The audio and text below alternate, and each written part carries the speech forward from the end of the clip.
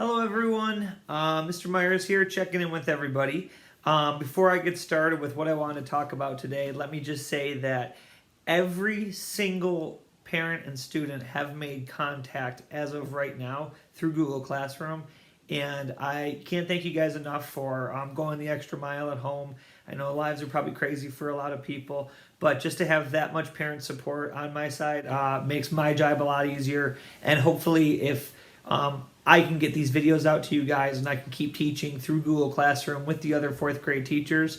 It should be giving the kids a lot to be doing while they're at home throughout the day and to be learning as well. So I just want to thank you guys right off the bat for that. Can't thank you enough. So here's what I want to talk about today. I have at this point got confirmation that everybody should be able to get onto Google Classroom. Once you are there, each day at the beginning of the feed or of the wall of what you would be signing on to as the homepage, that'll have the most updated information or the most updated lessons to it. I'm attempting to date each one of them so that you know which days you should be working on them. And there should be videos being posted probably once a day, except for the weekends, which we are still kind of treating as weekends. Okay. What I did for you guys was I wanted to go through and just do a couple quick reminders of how to get to these different applications that I'm going to be talking about for the next couple days. Not just on Google Classroom, but I am going to be asking parents and students to be on IXL, Epic, and Zern as well. And I know that when you got those packets at first, you did receive usernames and passwords for at least IXL and Zern, but I know Epic really wasn't covered too much for parents just yet.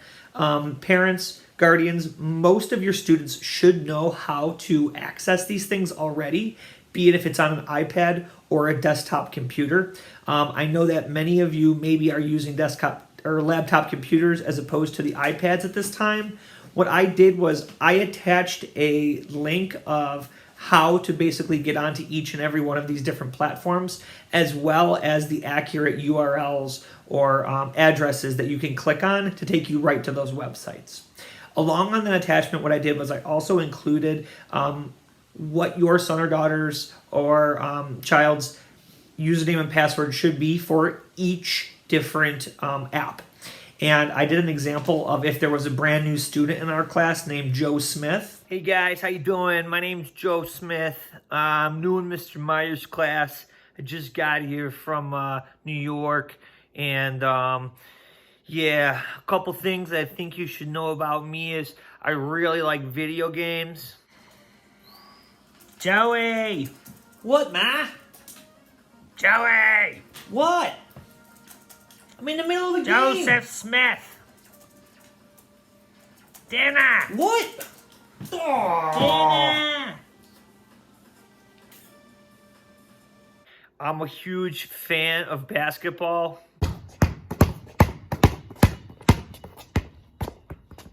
I love to read books.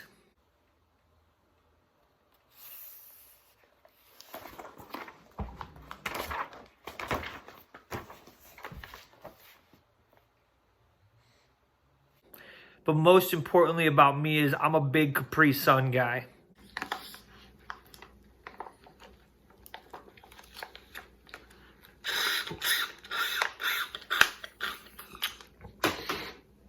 What his usernames and passwords would look like, because a lot of them are generated through your students' last and first names. Okay, so I'm going to attach that in there. You can read through it. Like I said, most of your students should already know their username and passwords for a lot of these, but it's been a couple weeks, so there's a possibility maybe they forgot them. This should be a really quick reminder of how to sign on to those different things. Epic is one of the new ones that maybe you haven't been doing too much. I've checked the polls and seen kind of who is reading and who isn't on Epic, and I've only seen a couple names kind of show up. Epic is a really quick just classroom code, and then your son or daughter can pick their icon from there. All right. So not too much for me today. What I would love for you guys to be able to do tomorrow is to make sure you have access to each of these. What will be coming out soon is a schedule of sorts of how your students should be kind of spending their day using these different applications, as well as some of the work that I will be teaching through videos as well. Okay. Hope everybody at home has been enjoying the videos. It's a little bit different thing for all the teachers that are trying to do it. So we're hopefully going to get stronger at it, better at it, and maybe more concise as well as we go through them. But all we ask of you is just to kind of check in at least once a day and to find what works best as far as the scheduling in your home. We're going to give kind of like time blocks of how much time should be spent for some of these different things. It's up to you kind of where that fits into your day and how your household looks at this point. Okay, that's all for me for right now. Tomorrow, expect a few more lessons to be pushed out through Google Classroom. Like I said, each day, make sure you're checking that. Not too much else from me. I'm going to keep working hard on this side. Hopefully you students on the other side of this are working hard too.